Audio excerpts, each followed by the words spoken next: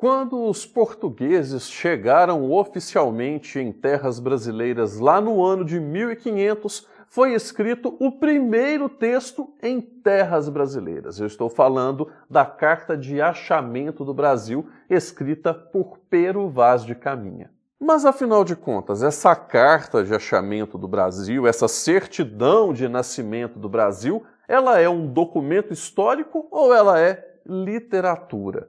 Bom, a questão é que ela seria um documento histórico se ela fosse de caráter impessoal. Só que o escrivão da esquadra de Pedro Álvares Cabral, o Pero Vaz de Caminha, ele era um cara com formação erudita muito forte. Assim, o estilo de escrita da carta tem uma construção poética muito grande que beira a literatura. E, além disso, as impressões pessoais, que é um dos elementos fundamentais da literatura, estão presentes nessa carta. Então, ela tem uma mistura, sim, de documento, mas ela também tem muita coisa de literatura. Por exemplo, uma dessas observações pessoais que o Caminha faz a respeito das pessoas aqui no Brasil está lá logo no finalzinho da carta.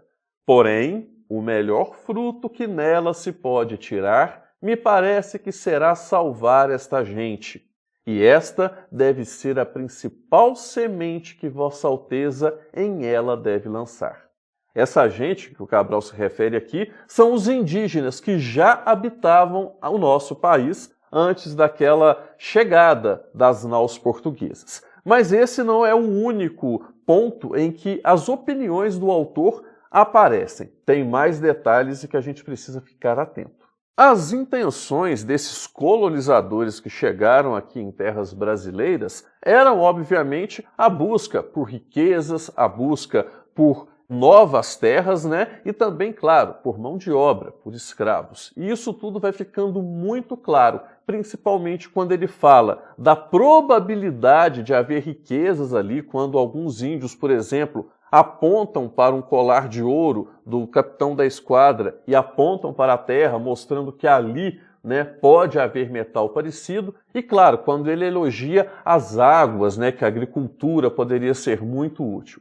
Tudo isso deixa bem claro no subtexto da carta que os colonizadores tinham uma intenção muito além de simplesmente catequizar os povos indígenas. Os indígenas brasileiros são descritos por Cabral como um povo muito ingênuo, que não usa nem roupas para cobrir as suas vergonhas, entre aspas. Eles também são descritos como seres muito belos, de narizes bem desenhados, mas isso, é claro, numa opinião muito fundamentada no padrão estético que vinha lá da Europa. Além disso, a força dos índios para o trabalho, para a caça e para outras atividades é bastante procurada, é bastante explorada pelo autor da carta. Outra intenção colonizadora fica muito bem clara quando ele fala das terras e das riquezas que podem haver aqui. Primeiro, ele exalta a natureza, com os animais, com as matas, enfim, a extensão toda que aquela terra mostrava ter. Parecia ser uma terra muito grande. Ele fala também da água, que é abundante. Então, assim, com muita água e uma terra boa, ali era possível plantar qualquer coisa. Nesta terra, tudo que se planta pode nascer. Além disso, ele fala da possibilidade da presença de ouro, quando alguns índios ali apontam que existe essa possibilidade, e também de outros metais preciosos.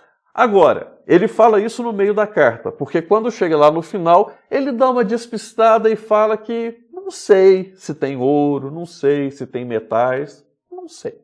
Apesar de as intenções colonizadoras ficarem mais no campo da subjetividade do Caminha, a gente pode ir percebendo em vários outros pontos. Mas para que isso fique mais claro ainda, eu faço um desafio para você. Que tal ler a Carta de Caminha com os olhos daqueles indígenas que viviam aqui no Brasil lá em 1500?